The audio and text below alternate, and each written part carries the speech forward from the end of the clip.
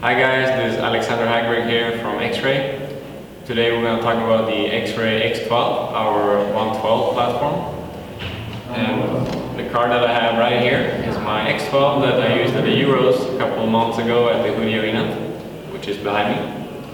And the car right here just came off the track. This is how it came off the track in the final. I got my body shell here. And I'm going to talk about the setup procedure which I do between rounds and how do I set up the car for a round. So as you know, in the 112 scale class, it's very critical with the tire preparation. So first of all, you need to determine the tire size. If you're not running new tires, you need to check your tire wear with a caliper. You need to check the size of the tires to see how much tire wear you have between rounds, because that will also change the ride height of the car. So you need to pay attention to the tire wear in relation to the ride height. And with the ride height gauge, you need to set up the car with a little bit lower ride height in the front, about 0.2 or 0.3 higher in the middle, under the rear pod.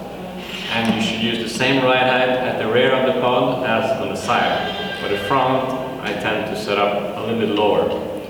And it's also important that you'll set up the car with some pod droop. So this movement you can see here, when you lift up the center of the suspension, is what we call up travel or pod droop. So you need to set this up to have at least half a millimeter or even 1 millimeter of droop. So what you do is you use the ride height gauge, you slide it underneath the chassis, you lift it up, and then you see the number. So that number minus your ride height is your pod droop. So for instance, if you measure 3.2 and you can lift it up to 4.2, it means you'll have 1 millimeter of ride height. So when you got the ride height and the droop set, you need to set up the camber.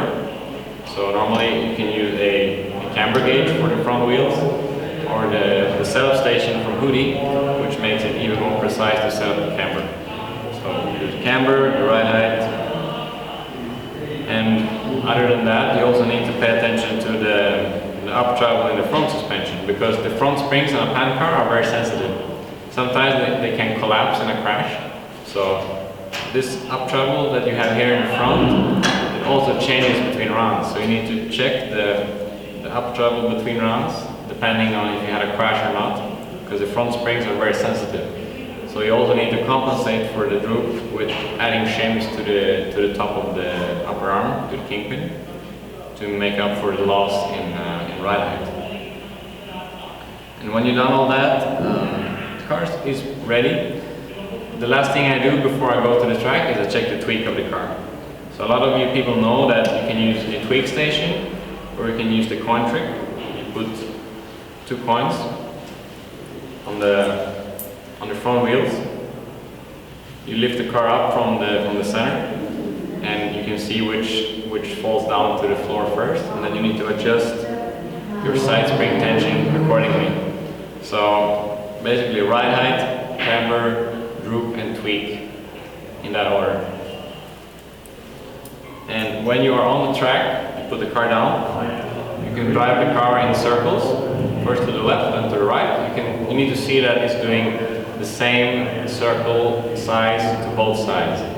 So after you've checked the turning radius, you can adjust the EPA on your radio, up or down, depending on the circles. So this can also change from round to round, so I always try to check this before every round. It's very sensitive in 112 scale. And I think that's it really. One last thing you can remember is that the tire wear on the front tires, it depends on the camber setting of your front end. So for example, if the tire has too much tire wear on the outside compared to the inside, sometimes it means that you're not using enough camber. So you need to use more negative camber.